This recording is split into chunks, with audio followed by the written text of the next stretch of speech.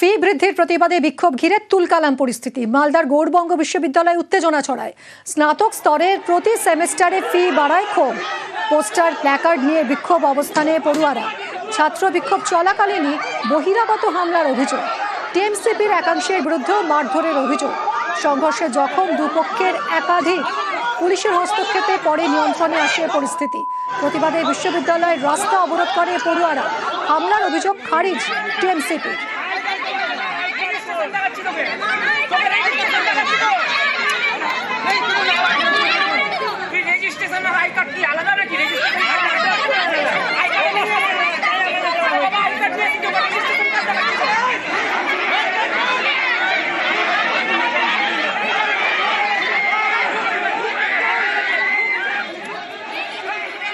জন 50 জন ছাত্রছাত্রী গেট আটকে শুধুমাত্র একটা আন্দোলনের নামে বিশৃঙ্খলা তৈরি করার জন্য বিশ্ববিদ্যালয়ে কাউকে ঢুকতে দেবে না। ইউজির ছাত্রছাত্রীরা আসছে, তাদের বিভিন্ন সমস্যা নিয়ে তাদেরকে ঢুকতে দিবে না। তৃণমূল ছাত্র পরিষদ দায়িত্ব নিয়ে তাদেরকে ভিতরে ঢুকিয়ে দিই। কোনোরকম কাণ্ড, কোনোরকম বিশৃঙ্খলা হয়। ভাইস চ্যান্সেলর স্যার জয়েন করলে বা রেজিস্ট্রার স্যার গেলে সবার প্রথম আমরাই তৃণমূল ছাত্র পরিষদের পক্ষ থেকে ফিস কমানোর দাবিতে আমরা আন্দোলনে নামবো এবং সেটাতে আমরা যেভাবে হোক ছাত্রছাত্রীদেরকে সঙ্গে নিয়ে আমরা সফল হব। আমরা ফিস কমাবোই।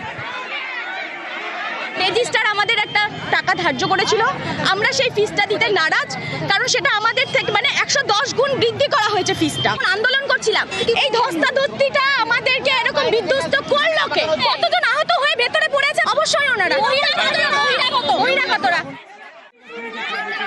ছাত্ররা আন্দোলন করছে যে শিল্প দাবি, শিক্ষক হিসাবে আমি অবশ্যই তাদের দাবির সঙ্গে আমি সহমত। ফি বৃদ্ধি বা ফি কমানো সবটা সিস্টেমের মধ্যে দিয়েই আসতে হয় আর কি। কিন্তু তারা আমাদের সঙ্গে কোনো কথা থেকে আসতে রাজি, তারা আমাদের সাথে কোনো আলোচনাতে আসতে রাজি।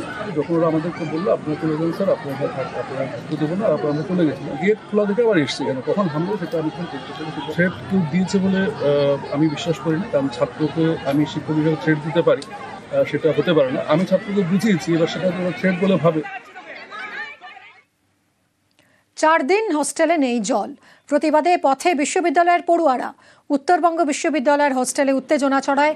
বিবেকানন্দ হল অফ রেসিডেন্স হোস্টেলে জল সমস্যা। রেজিস্ট্রার চিফ ইঞ্জিনিয়ারের বিরুদ্ধে উদাসীনতার অভিযোগ। চিফ ইঞ্জিনিয়ারের অফিসে তালা লাগিয়ে বিক্ষোভ। পুরসভা থেকে পাঠানো হয়েছে জলের ট্যাঙ্ক।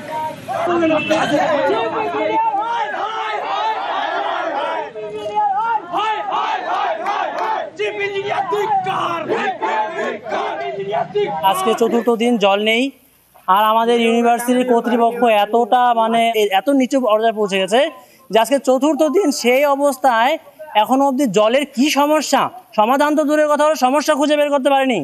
ওর ঘাড়ে দায় চাপায়, ওর ঘাড়ে দায় চাপায়। রেজিস্ট্রার বলছে আমি এই ডিপার্টমেন্টের কেন করছে না, আমি বলতে পারছি। দায়িত্বরা কাদের কাছে? এত বড় একটা অটোনমাস বডি, তাদের এই দুর্দশা। দেখছি যে লাস্ট 3 দিন ধরে জলের সমস্যায় আমরা ভুগছি, এবং পুরো ইউনিভার্সিটি নাই, ইউনিভার্সিটির একটা সেক্টর, ইস্টার্ন সেক্টরের একটা পার্ট, যেখানে আমাদের ভিকে হোস্টেল আছে, গেস্ট হাউস রয়েছে এবং কিছু রেসিডেন্সিয়াল কোয়ার্টার আছে। সেখানে ওয়াটার সাপ্লাইটা দেওয়া যাচ্ছে না। এবার দেওয়ার পেছনে আমি ইঞ্জিনিয়ারকে বলেছিলাম যে কি সমস্যা হচ্ছে। প্রথম দিন ওনারা বললেন সারাদিন কাজ করেছেন, ওনারা দেখছেন, দেখে কোনো রকম কোনো প্রবলেম ডিটেক্ট করতে পারেননি। মেয়রের সাথে কথা বলেছিলাম, মেয়র উনি আমাদেরকে বললেন যে ঠিক আছে, সাময়িকভাবে আমরা 2টো জলের ট্যাঙ্ক 5000 লিটারের সেটা আমরা দিচ্ছি। উনি আমাদের পিএসসির ইঞ্জিনিয়ারের সাথে উনি কথা বলিয়েছেন। আমি আশাবাদী যে এটা খুবই যতটা শীঘ্রই করা সম্ভব আমি চেষ্টা করছি। পরিস্থিতি সামাল দিতে পুরসভা থেকে পাঠানো হয়েছে জলের ট্যাঙ্ক।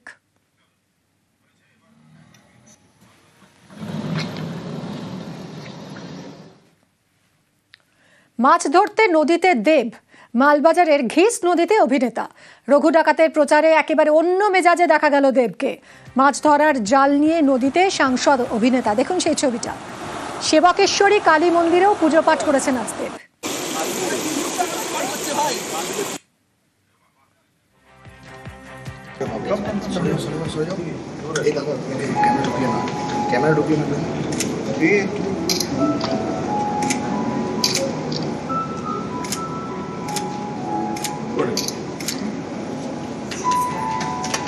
খুব ব্যস্ত থাকা তারপরে কলকাতায় থাকা, এত কাজের মধ্যে আজকে সত্যি 4-5 ঘন্টা এখানে ছিলাম, দারুণ মজা করলাম। ধন্যবাদ কেউ নিয়ে আমাদের কথা রাখলেন এবং মাছ ধরা শেখালেন, কীভাবে জালটা ফেলতে হয়, কীভাবে মাছটা ধরতে হয়। ওনাকে ধন্যবাদ আমাকে সেই সুযোগটা করে দেওয়ার। বিশ্ব চলচ্চিত্রে বাংলার মেয়ের খেতাব জয়, সেরা পরিচালকের শিরোপা অনুপর্ণা রায়ের। 82তম ভেনিস ফিল্ম ফেস্টিভ্যালে শিরোপা জয়।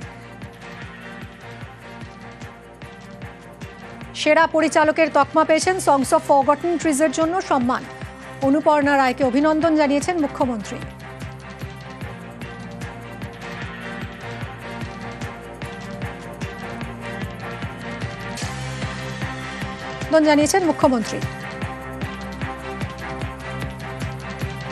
বিশ্ব চলচ্চিত্রে বাংলার মেয়ের খেতাব জয়, সেরা পরিচালকের শিরোপা অনুপর্ণা রায়ের।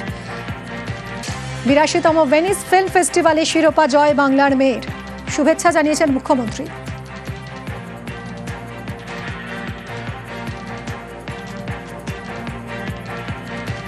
আমাদের মেয়ে, আমরা খুব আনন্দিত। কাল থেকে আমরা ওর জন্য গর্ববোধ করছি। মানে ছোট থেকে আমরা মানুষ করেছি ওকে একসঙ্গে, আমাদের জয়েন্ট ফ্যামিলি, একসঙ্গে ছোট থেকে আমাদের ছেলেমেয়েরা সব একসঙ্গে বড় হয়েছে। মাধ্যমিক পর্যন্ত এখানে পড়াশোনা করে ওর বাবা এখান থেকেই মানে সার্ভিস করতো, কাছেই সামনে কলিয়ারি ছিল, ECL এ চাকরি করতো। দিয়ে তারপর মেয়ে যখন মাধ্যমিক দেওয়ার পর বাইরে, তখন কলেজে তো ভর্তি করতে হবে, এমনি তো গ্রামে তো আর এখানে কলেজ টলেজ নেই আমাদের, তখন ওরা গিয়ে নিয়ে কোটিতে কলেজে ভর্তি হয়। ফের ভারতীয় কৃষককে অপহরণ বাংলাদেশিদের। শীতলকুচির মিরাপাড়া সীমান্তে অপহরণের অভিযোগ। ধান জমিতে কাজের সময় অপহরণ, সীমান্ত পেরিয়ে বাংলাদেশি দুষ্কৃতীদের হানা। কথা বলবো আমাদের প্রতিনিধি রাকেশ রয়েছে সঙ্গে, রাজেশের সঙ্গে কথা বলবো। রাজেশ, কি অভিযোগ করছে পরিবার? দেখো, শীতলকুচির মিরাপাড়া সীমান্ত এলাকায় আজ ভারতীয় কৃষক কৃষ্ণকান্ত বর্মন নিজের জমিতে কাজ করছিলেন। অভিযোগ, সেই সময় বাংলাদেশি বেশ কয়েকজন দুষ্কৃতী তাকে তুলে নিয়ে যায়। তবে এই ঘটনার কেন্দ্রবিন্দু যেটা জানা যাচ্ছে যে বাংলাদেশিদের যে গবাদি পশু, তারা সেই গবাদি পশু কিন্তু কৃষ্ণকান্ত বর্মনের জমির ফসল নষ্ট করছিল, জমির ফসল খেয়ে নিচ্ছিল। এই ঘটনার প্রতিবাদ জানাতেই কিন্তু বাংলাদেশি দুষ্কৃতীদের সঙ্গে কথা কাটাকাটি হয় কৃষ্ণকান্ত বাবুর। তারপরেই কিন্তু তাকে তুলে নিয়ে যায় এবং এই ঘটনায় যথেষ্ট আতঙ্কিত এলাকার সাধারণ মানুষ এবং কৃষ্ণকান্ত বাবুর পরিবারের সদস্যরা। তারা চাচ্ছে প্রশাসন ব্যবস্থা নিক এবং দ্রুত কৃষ্ণকান্ত বর্মনকে ফিরিয়ে নিয়ে আসুক। তাদের শীতলকুচি এলাকায় কিন্তু এখনো সেই স্থিতি রয়েছে, কারণ বেশ কয়েক মাস আগে কিন্তু উকিল বর্মনকে বাংলাদেশের দুষ্কৃতীরা তুলে নিয়ে গিয়েছিল। সেই ঘটনা যেন না ঘটে। একদমই, প্রশাসন কোনো ব্যবস্থা নিচ্ছে? দেখো, প্রশাসনের পক্ষ থেকে এখনো এই বিষয়ে কোনো প্রতিক্রিয়া পাওয়া যায়নি। তবে স্থানীয় তৃণমূল সূত্রে যেটা আমরা জানতে পারছি যে ফ্ল্যাগ মিটিং এর জন্য একটা প্রস্তুতি শুরু হয়েছে। প্রশাসন চেষ্টা করছে যাতে দ্রুত ফিরিয়ে আনা যায়।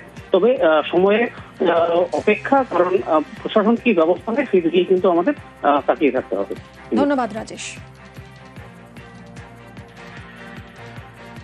কাকে নিয়ে গেছে? ভাইটাকে নিয়ে গেছি। উনি কি সীমান্তের উপরে কাজ করছিল? না, মানে কাটাতারে বেড়ার ওখানেই কাজ করতেছিল। হ্যাঁ, ওই বাংলাদেশের ছাগল আছে, ওয়া খায়, গরু ওয়া খায়, তর্কাতর্কি, ওই তাকে নিয়ে তর্কাতর্কি নাকি। আচ্ছা, তর্কাতর্কির পর আপনার ভাইকে তুলে নিয়ে গেছে? তুলে নিয়ে গেছে। কারা নিয়ে গেছে? ওই বাংলাদেশের লোক। কি বলছে ওনারা? কি বলছে ওনারা? বলছে ইয়ে হবে, তারপরে মিটিং হবে, তারপরে। বারবার এই শীতলকুচি সীমান্তে বা ভারতীয় সীমান্ত থেকে আমাদের সেই দুষ্কৃতীরা ভারতীয়দের তুলে নিয়ে যাচ্ছে, এটা অত্যন্ত উদ্বিগ্নের বিষয়। অতি সত্বর কৃষ্ণচন্দ্র বর্মনকে ফিরিয়ে আনা হোক, এটা আমরা চাইছি। আমরা প্রত্যাশা করব আজকে সন্ধ্যার মধ্যে তাকে ফিরিয়ে আনা সম্ভব হবে। যদি তা না হয়, মাননীয় মুখ্যমন্ত্রী মমতা বন্দ্যোপাধ্যায় আগামীকাল উত্তরবঙ্গ সফরে আসছেন, প্রয়োজনে তার দৃষ্টিতেও আমরা বিষয়টি নিয়ে আসবো।